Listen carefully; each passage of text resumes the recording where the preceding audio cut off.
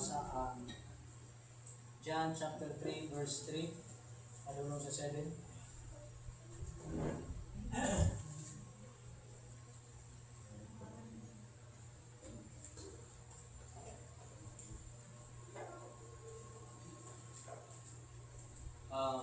Ang emphasis nato sa John chapter 3 verse 3 palong sa 7.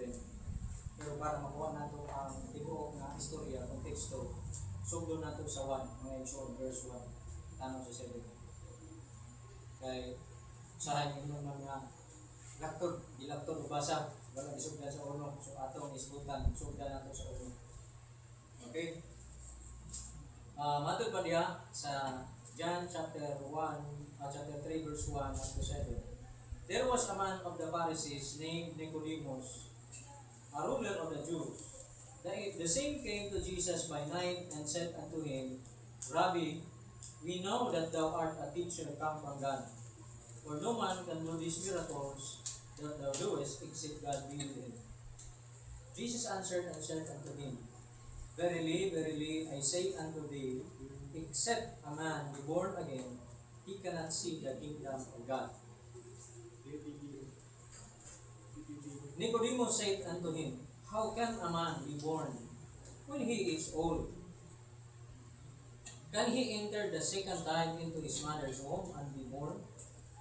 Jesus answered, Verily, verily, I say unto thee, except a man be born of water and of the Spirit, he cannot enter into the kingdom of God. That which is born of the flesh is flesh, and that which is born of the Spirit is spirit. Marvel not that I said unto thee, ye must be born again. Sa Cebuano nga uban ingon diri, ug dihay usa ka tawo sa mga Parisiyo nga gihinganlan si Nicodemo nga punuan sa mga Hudyo. Kining tawhana miadto kang Jesus sa takna sa kagabion ug miingon kanimo, Rabbi, kami nasayod nga ikaw maoy usa ka magtutudlo nga gikan sa Dios. Kay wala kayo'y makahimo ining mga milagro nga imong ipangbuhat gawas lamang kung ang Dios anaa man kaniya. Ug si Jesus mitubag kaniya, sapagkat tinuod magaingon ako kanimo, gawas kon ang tawo igaanak pa usab dili siya makakita sa gingharian sa Dios.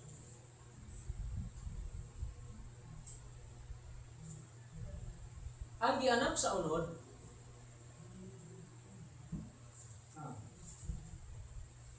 og si Nicodemo nangutana kaniya, verse 4. Kung saon man pagkahimo nga igaanak ang tao sa tigulang na siya, makasulod pa ba siya pag-usap sa taguangkan sa iyang inahan kung mahibugso? Kung sa Jesus mitubag, sapagkat tinuod, magaingon ako kanimo, gawas kung ang tao igaanak sa tubig o sa espiritu, dili siya makasulod sa gingharian sa Dios. Ang gianak sa unod man. Kung ang gianak sa espiritu man. Ayaw ikahibulong ang akong pag-iyon kanimo kinahanglan igaanak kamo pag-usap. Ang atong isbutan mga kaigsunan karon kining figurative speech used in scriptures or in the Bible. Kining figurative speech. Unsa man ang figurative speech mga kaigsunan? Mo ni ato ning isbutan kay ato niton atungod kay sige kat basa di ay sa Biblia. Ang problema nato kay dili nato ma-appreciate, dili nato matumbo kaayo ang unsay pagtulunan sa Biblia nga atong gibasa. Kay wa ta kabalo kun sa wa nato matugkad mga kaigsuonan ang tumong sa nagsulat mga kaigsuonan. So kining kung ingon ta nga pila ka kabuok ang figurative speech nga gigamit diha sa Bible nga makaplagan nato sa pagsulat sa Bible mga kaigsuonan. Ang mga scholar wala sila nakakuha og exact number. Wala ingon nga kana bitang universal nga exact number nga nag-agree ang tanan nga nani kadaghan. Pero thousands ang figurative speech nga gigamit diha sa pagsulat sa Biblia. Unsa man ning pulong nga figurative speech sa English ato? Mga kaigsuonan, ang figurative speech kuha gani siya estilo sa pagsulti o pagsulat. device. Usa kini ka tool. Usa ka gagamitan, usa ka kung ba pa kining electrician ka na kay tool sa mga pagtrabaho sa pagka-electrician. Para nga mahimong effective ang imong pagtrabaho sa electrical nga mga trabaho, like for example, mga screwdrivers, dili man kay isa ra ka klase ng screwdriver, di ba? Naay ginganlan nato star screw sa ato, di ba? Naay Philip, naay kana siya o katong gitawag nato flat, di ba? Naapagi lahi ana na pay daghan, dili na sila. O nagaami na ito duha ra ka screw, flat lang o katong star, pagtanong na ito lang sa formaan. Hindi wata ka balon sa pangalan. Di ba? Pero daghan kay klase sa screw, niya daghan na niyang driver. Ang driver ato niya para mahugot nimo o mahugaan nimo, driver ang ngalan ana, ibang drive nimo sa iya. Okay? Screwdriver. Nya dili man ta batid nga electrician, di ta kabalo, kung siya ito gamiton. Di siya ta kabalo sa ingatan. Pero kung makabalo na ta, kabalo ta nga, ganing ma-identify na ito nga mauni siya sa makasabot ta. So ganing Biblia mga kaigsunan, ang nagsulat ni ini, mga inspired sila sa Dios unya sa ilang pagpanulat, gitagaan sila sa Dios og tool. Gitagaan sila sa Dios og kana bitawng device unsaon pagsulat para nga mapaabot nila ang mensahe o ang kahulugan nga buot ipasaabot sa Dios. Aron masabtan sa tao. So, sa figure of speech mga kaigsuonan, daghan klase mga igsuon. Usa ni ana metaphor. Kaning metaphor mga kaigsuonan, kuha ka ni siya direkta nga pag-compare sa duha ka butang. Gikumpara ang duha ka butang, pero wala sila relasyon sa usap-usap, pero gikumpara siya.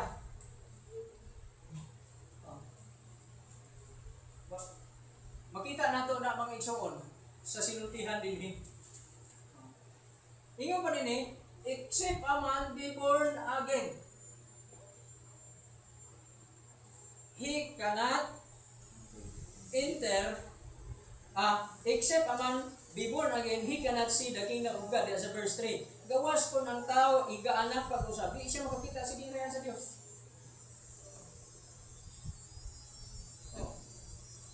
Kung ikaw magbasa na anak, gawas ko ng tao, igaanak pag-usap. Dili siya makakita sa ginhayan sa Diyos. Pagpakadungog pa lang ni Nicodemo nga nagsulti ang Ginoo na anak, nagproblema na siya. Mahatod pa niya nga, saan man pagkahimo nga ang usa ka tawo tigulang na ianak pag-usap. Makabalik ba siya pagsulod sa kaguangkan sa iyang inahan? Aron ianak siya pag-uto. So, ang figure of speech din is non-literal way of speaking or conveying a message. Mga igsuon, ang figure of speech is usa ka paagi sa pagpanulti nga aron ma-deliver nimo ang mensahe. I-deliver nimo siya pinaagi sa usa ka picture. Word pictures. Mugamit ka og pulong nga mura siya picture nga pagpamulong, nagihulagway nimo sa pulong. Nagamit kag picture sa imong pagpamulong, word pictures ba?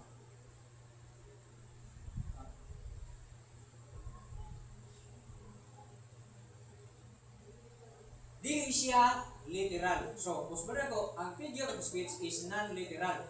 Ang literal is kadtong kung unsay gisulti sa pulong, mao gyud siya.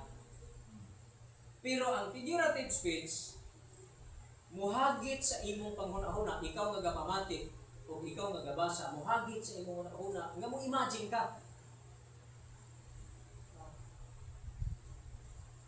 Muhagit sa imong huna-huna, nga mulihog ang imong imagination. Ang tuyo ana, para nga mas mapalalong o masantop sa imong pagbati, sa imong emosyon, ang minsahe.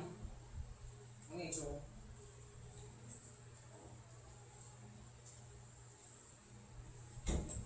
Lahi ra ang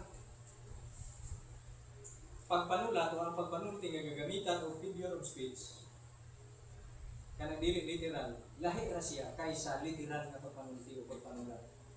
Kaya kung literal, diretso na siya. Kung siya gisulti mo, yun na.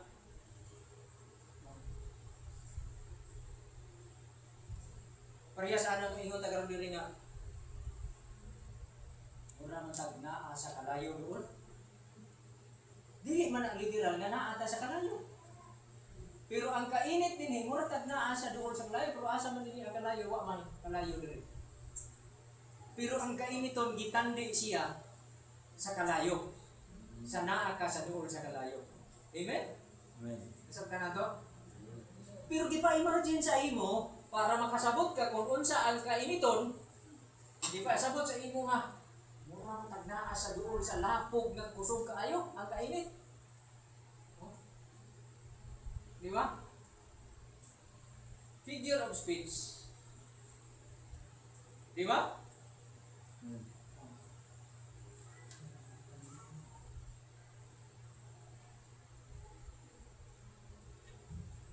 So balik ko na ko, pag mo gamit gani og figure of speech, pagbasa nimo dili literal ang kahulugan. Dili literal ang pagkasulat. Kinahanglan nimong palihokon ang imong imagination. Amen? Kinahanglan mag-imagine ka. Ha? Mulihok ang imong imagination. Muna ang purpose nga no nga na ay pamaagi mga kaigsuonan niini nga pagsulat. No? Para nga doon na kay lalong lapad nga pagsabot. Busa pag ingon ni Jesus nga except a man be born again, he cannot see the kingdom of God. Nag-isip, nagunahula na dahil karon si Nicodemo nga. Di mo sa manala pagkahitabo nga ang taong tigulang nga, mahimo pa ba siya mubalik dito kay born again man. Sa ito ba, ang born again mo, di pa sabot, humanag ianak na sa pagutro. Di ba? Mo iyang gitudlo. Niya sa ano pagkahimo ana nga kung ang tao tigulang na. Musulod pa ba siya balik sa taguang kan sa iyang inahan para ianak na sa siya? Nagkamulo na siya. So, karon ang ginapasabot sa Ginoo, gitandi niya, comparison kini. Nga kung ikaw gianak na, kinahanglan ianak ka papag-usab, pero ang kahulugan na ng mga kaigsuonan, gisgutan ka na ni Apostol Pablo, nga dili tungod kay ikaw anak nga Israelita, anak na ni Abraham, manununod ka na diretso sa saad.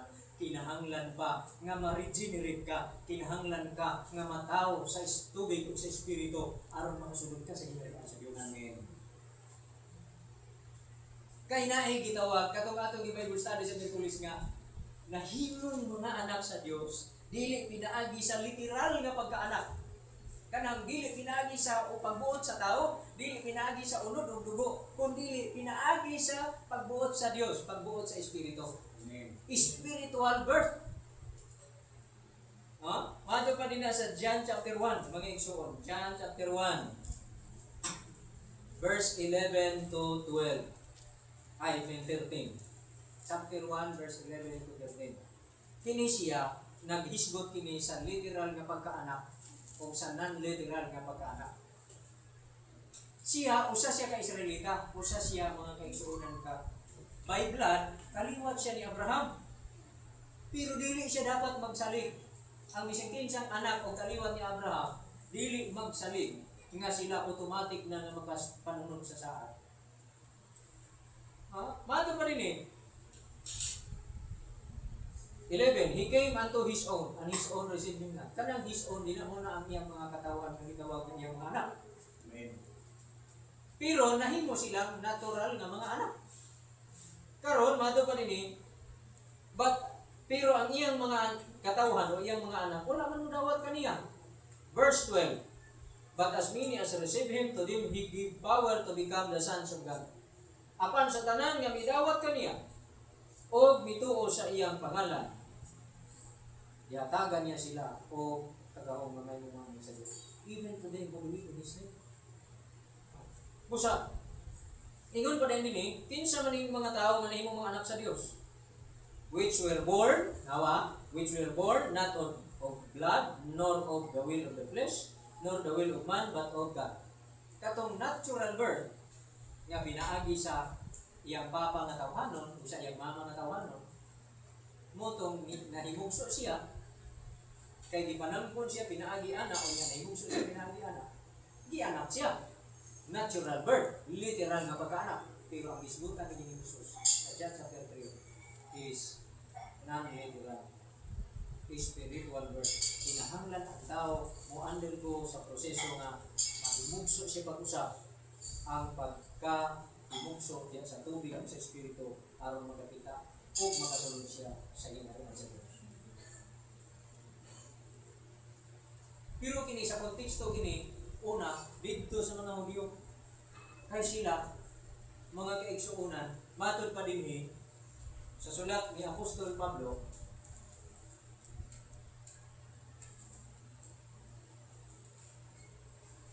sa Galacia Kapitulo 3.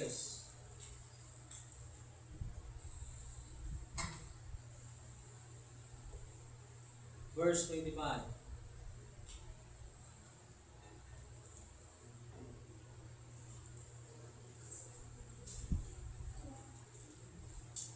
Apan karon nga ang pagtuo miabot na, wala na kita mailalom sa magtatagal. 26. Kay diha kang Kristo Jesus kamong tanan nahimo namang mga anak sa Dios pinaagi sa pagtuo. 27. Kay ang tanan kaninyo nga gibautismuhan ngadto kang Kristo gikasuluban o Kristo. 28. Walay Hudiyo ni Greciano, walay ulipo ni gawas, walay lalaki ni babae kay kamong tanan usara diha kang Kristo Jesus. Kung kamo mga iya ni Kristo, nan kamo kaliwat ni Abraham, mga manununod sumala sa saad. Nahimong mga anak sa Dios, nahimong kaliwat ni Abraham, dili sumala sa kasubuan, dili sumala sa natural, kung dili sa sumala sa literal nga pagkakaliwat, kung dili nahimo pinaagi sa espirituhanon, pinaagi sa saad. Muna kita, dili man ta mga Israelite, pero ngano nga doon naman tayo paglaog nga makasulod sa gingharian sa Dios. Makakita sa iyang gingharian at makasulod sa iyang gingharian. Tungod kay niabot na ang panahon sa pagtuo. Nga niining panahon na gitagaan sa Dios ang tanan ug kahigayonan. Nga mahimong anak sa Dios. Mahimong niya anak. Pero kung dili nato na di ay masabtan nga figurative ka na, maglingkod yun ta. Di ba? Makaingon ka nga, imposible man nga ang tao, maborn again, nga kako na siyang tao, may ibaling mo din sa istiyan, dahil pinaan para iyanak na sa siyang balik. Oo, bro. Pero ang isdutan din sa Ginoo is regeneration. Nahimo na mong mga anak sa Dios in natural way, tungkol kay mga anak mo ni Abraham. Ano yung itutulong ato sa mga Hudyo. Pero, kinahanglan na mong matao pag-usap. Aron mahimo ka mong mga anak sa Dios. Dili pinaagi sa natural nga pagkaanak. Dili pinaagi sa natural nga pagkapaagi, kundi mahimo ka mong mga anak sa Dios. Pinaagi sa Espiritu. Hallelujah! So, mauna karon ang ato kinahanglan makabuo. Masiguro nato. Busa si Apostol Pedro, nag-ingon siya nga mga igsoon, panimbasugi, paningkamuti ang inyong pagkatinawag o ang inyong pagkapinili.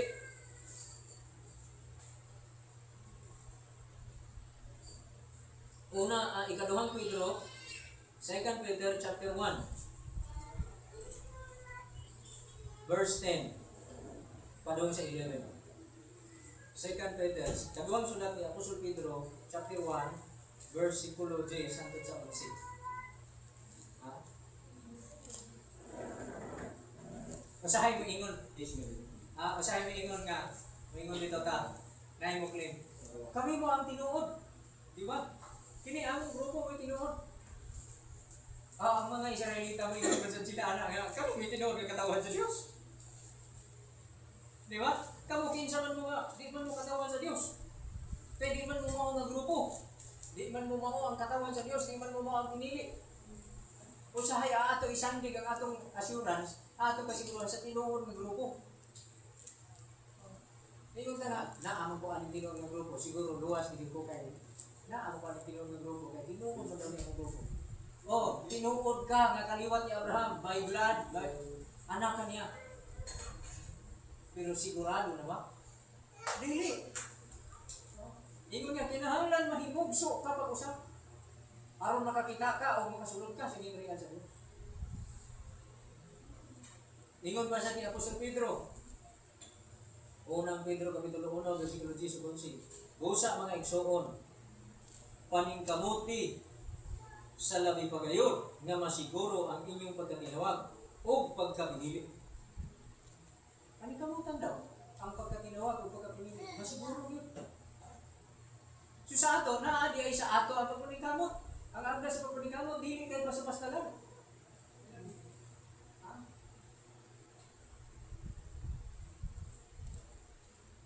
Kaning paningkamot isang pagganit usahay ka, batiun nimong kakapoy, batiun nimong duka, batiun nimong amarana kay kaluya sa lawas. Pero tungod sa inyong paningkamot, mubangon ka, mutindog ka, mulakaw ka, mutrabaho ka, kay ka paningkamot ka. Bisan pagani nga naa kay mga problema mag-isagubang pero di ka lang dili ka magleluya nga dili ka na lang mulihok kun dili mutindog ka dasigo ni mo ka malingon kay ka paningkamot ka. Di ba? Pero ang tao kung dili maningkamot, gamay lang bation, kagaluya, kalaay, kasubo, problema, di na mo baro, di na mo tindog, di na mo lakaw, di na mo buhat, di na mo trabaho kay, di na maningkamot. Pero ang giingon din paningkamot, paningkamuti ang imong nga masiguro, ang imong pagkatinawag, ang imong pagkapinili. Karon, ingon ka, nituon ako sa Ginoo, naginulsol na ko. Nagpabutismo na ko. Dugay na ko ng alagad. Kung sa'yo mong buhaton, paningkamot. Amen? Paningkamot ka. Kay, usahay, gabatiunin mo ang kaluya. Usahay, gabatiunin mo ang mga nakakasakit. Pero maningkamot.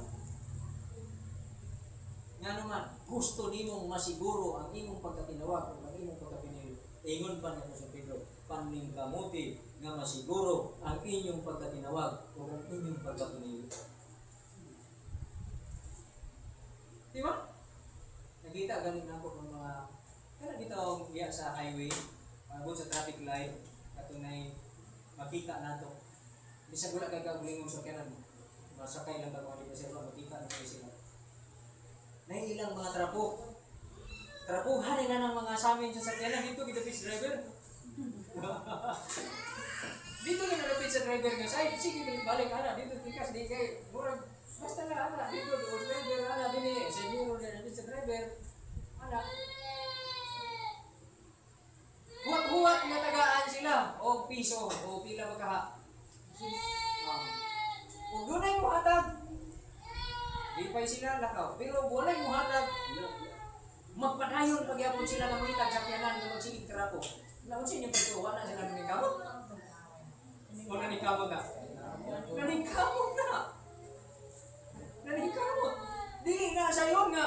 Imong yun na umano mo trapo ani, naging siguro yata nga ni isang tiso na lang. Ipasampaan mo na hinon. I-aprihan ang bitana, ikasampaan. Di ba? Amen. Pagka humagkasaba, nakalakawin tao, nakasaba na. Iyang pag-una-una, abin yung makakwarta siya. Diya masulbad na iyan, di panginanglan nga. Nakwarta ka nga katigong bukod, kapalit ka ba magkaon, buto na naman. Iyang una-una, mapalit kong tubig nga buhon na ba tayo. Makita, hayahay ba ko nang ginagkaita, makita na nimo sa ilang pamahon-pahon, di ba? Nangikamot sila. Kayo, lahi pa ilang tuyo, anak, kung ginautan ko ilang tuyo, tingin na naman trapo-trapo siya, di ba? Diretso na naman buhat og dautan. Pero siya naningkamot siya ngayon no, na at least magkakwarta ba ni. Nato ko igagawa, sige kami na trapo-trapo ba? Yaw na una, di ihip ba kayo? Plus kasaba pa yun, may insultuhan pa. Di ba? Pero pagkabot sa unahan, magtrapo mo yung diabo, di mo una. Ilik ako kay sunod ay kasapan sa diabo siguro ko. Pero naningkamot, ato na sa unahan, kasaba na sa trapo pa diabo ko sa unahan. Baghin na sa sila yung sakyanan. Di ba? Niya murag mo pahupay pagamay siya pagbati di pa mo do sa iluan imo sa kanang sa iluan ato do tingala ka ako wala gid tapuan niya tos niya tapuan niya kay murag pahupay siguro niya ibati sa imo post gamay ginhawa gamay ngita pag nilipot nito suyo ato na yo namili-pili itaw pero na kamo di ba kita ako na naghimong example mga igsoon iagda kita sa Ginoo na maning kamot nga masiguro ang ato pagkatinaw ug pagkatinili pinagi ka na ko sa pagkatinili. Amen. Amen. Bisan pag na kay sakit. Bisan pag na kay gibati simong lawas. Dili na makapugong nga ikaw maning kamot. Bisan pag na kay naga problema di na makapugong nga ikaw maning kamot. Giagda ka maning kamot.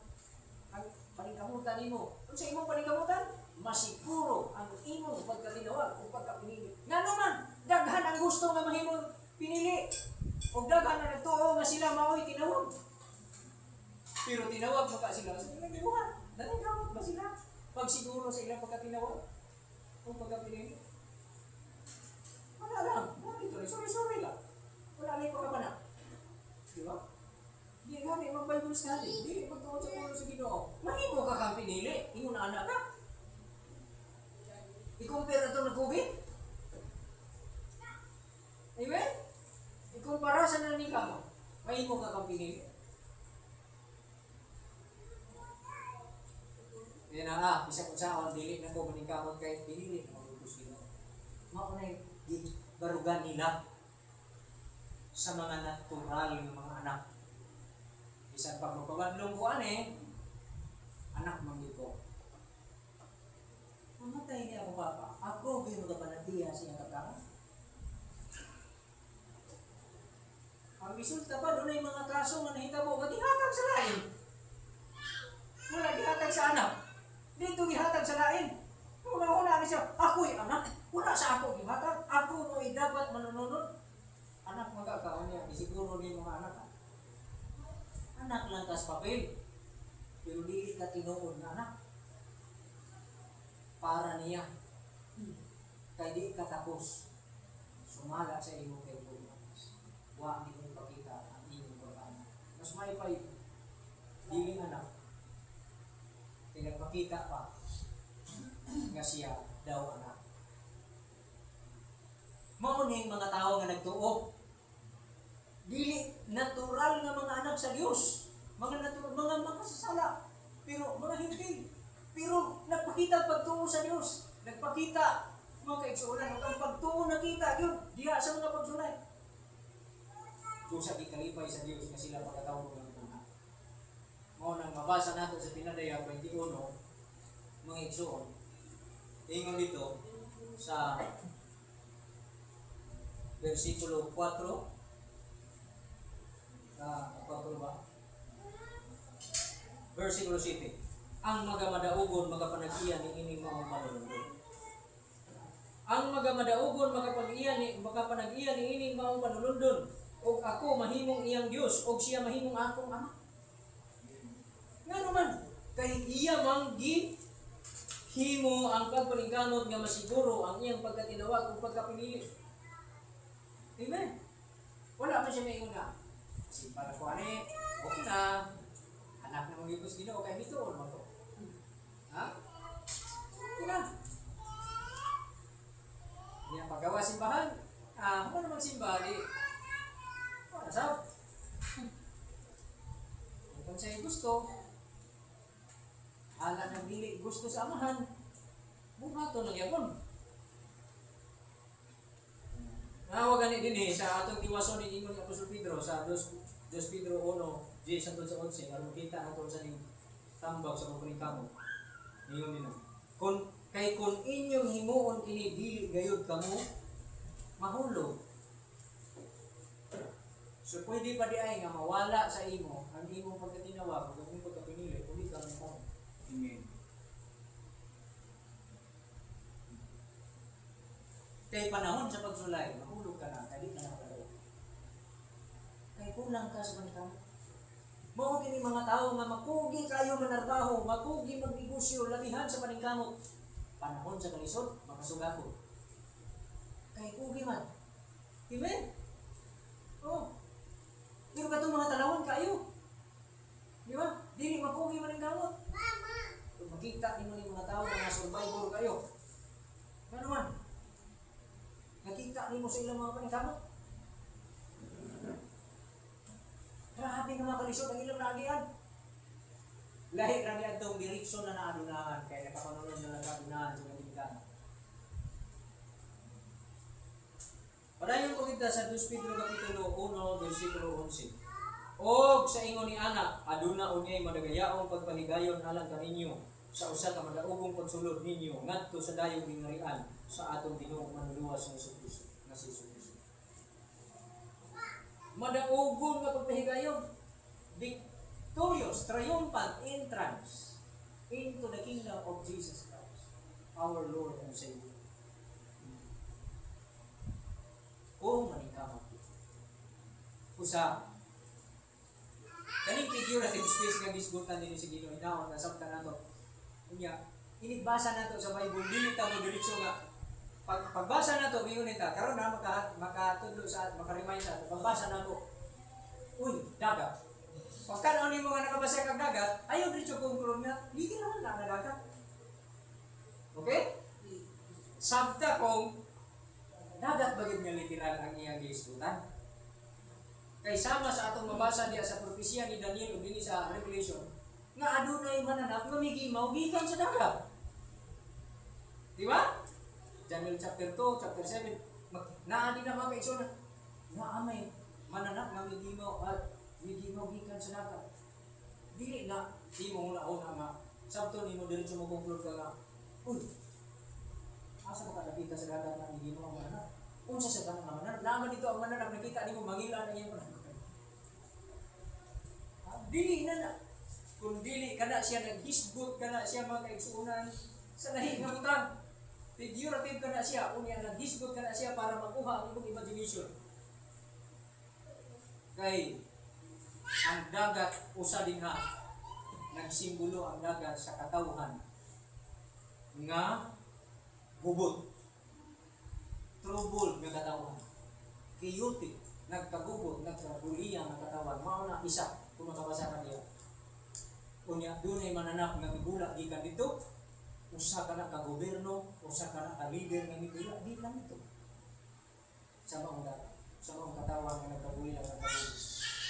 Kaya di ba ang dagat di makapahulay? Restless ang dagat, di ba? Ang sea is figurative siya mga kaisunan sa restlessness.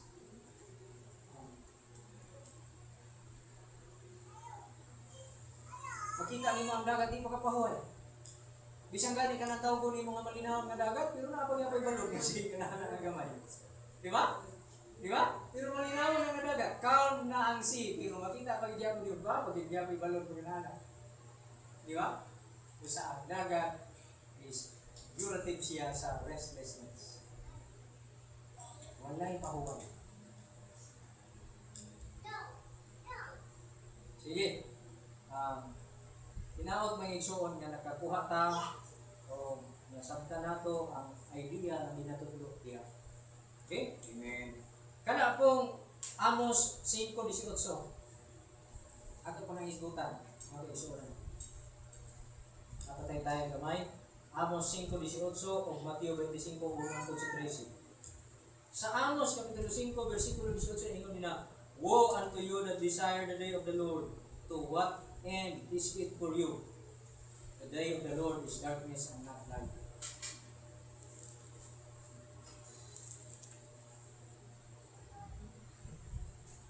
Day of the Lord is darkness and not light. Ngano man? Ngano ka na? Nga giingon diha. Kay matod pa sa Mateo 24 mga kaigsunan.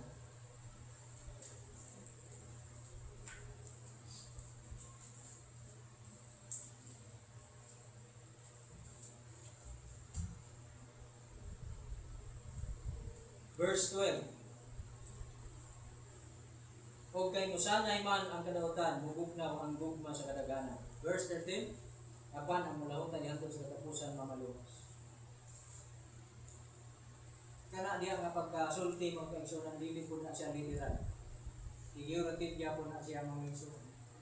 No? metaphorical, mga kaigsuon. Ang adlaw daw sa Ginoo, adlaw sa kami, adlaw sa kahayo. Gusto ng adlaw ang pagbalik niya sa lapad nga pagsusi sa kasulatan ang gisgutan nila, adlaw sa pagbalik sa Ginoo, adlaw sa kami, adlaw sa kahayo. Mauna nga makabasa pud ta dinhi sa Mateo kapitulo 25 nga adunay napulo ka birhen, ang 5 buang-buang, o ang 5 putan, o sa napulo ka birhen, ang 5 nga buang-buang dunay lamparahan, pero ang ilang lamparahan kulang og tubil, di makalahutay na itubil pero wala reserba. So kulang sa paningkamot. Ito basahon ha? Kulang sa paningkamot, sa pagpangandam. Basahon na to. Mateo 25, 1, 2, 13. O ang gingarian sa langit, ipag-iiga pa kasama sa napulo ka mga dalagang birhen nga na nagdala sa ilang mga laprahan kung giadto sa pagsuga sa pamanon. Kani siya mga kaigsuonan. Ang tawag ani nga figure of speech is simile. Is I-M-I-L-E. Simile. Kanang mugamit na gani o comparison na gani nga mugamit og like or as, ang tawag ana simile. Pero di na siya pareha sa metaphor. Ang metaphor is different sila ng mga butang pero i-compare mga igsoon. Okay? Now, dayon ta. Ang 5, balik ko na ko. Ug ang gingarian sa langit iga kasama sa napulo ka mga dalagang birhen nga nagdala sa ilang mga lamparahan. Og miadto sa pagsugal sa pamananon. Ano na kinahanglan og mga lamparahan? Dili literal atong paghisgot ini, dili literal nga nagdala sila og lampara. Magkananak sila sa lampara. Figurative speech gyapon ang gigamit ko. Para doon na kita imagination. Kaya nga naman, ang panahon sa pagbalik sa Ginoo, labihan ang kalautan sa kalibutan. O kinahanglan ang mga tao malahutay. Kinsa ra ang makalahutay panahon sa kangitngit? Kaya ang panahon sa kadautan, mao kana ang panahon sa kangitngit. Amen? Ang panahon sa kadautan, panahon sa kangitngit. Kinsa may makalahutay panahon sa kangitngit? Kadtong dunay suga. Mao ay makapadayon sa iyang panaw. Pero kadtong walay suga, makapundo kayo. Kung saan pa man mo pagpadayon sa iyong panaw, hindi ka nang nakakita. Mateo 24, nagisgot, 213 ang ulahutay hangtod sa katapusan ng maluwas. Nga no? Kaya mo suwag daw ang kadautan, bubog daw ang gugma sa kadaganan, ang ulahutay hangtod sa katapusan ng maluwas. Kinsa ang makalahutay? Kinsa ang makabarog? Kadtong dunay lampara. Kadtong dunay suga. Basahan na to. Ang 5 kanila mga buang-buang, ug ang 5 mga butan, kay ang buang-buang sa pagdala nila sa ilang mga lamparahan wala magdalaglana. Apan ang mga butan na nagdalag mga prasko nga sinudlan og lana uban sa ilang mga lamparahan. O kay ang pamanunon nadugay man sa pag-abot silang tanan na nagpirat og nahikatulog. Apan sa pagkatungang gabi dihay singgit nga nag-ingon. Tan-awa ang pamanunon. Panggulak kamo ug sugatan ninyo siya.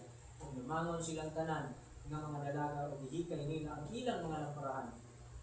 Ug ang mga buang-buang giingon sa mga butan, atagi kami lana kay nagakapalong kining among mga lamparahan. Apan kanila mitubag ang mga butan nga nag-ingon, tingali dili kini paibo alang kanamo ug kaninyo. Pangadto hinuong kamo sa mga magbabaligya ug pamalit kamo alang kaninyo. Ug samtang nangadto sila sa pagpamalit, miabot ang pamanunon. Ug silang mga andam misulod ubang kaniya ngadto sa pubira sa kasal ug unya ang pultahan bitakpan.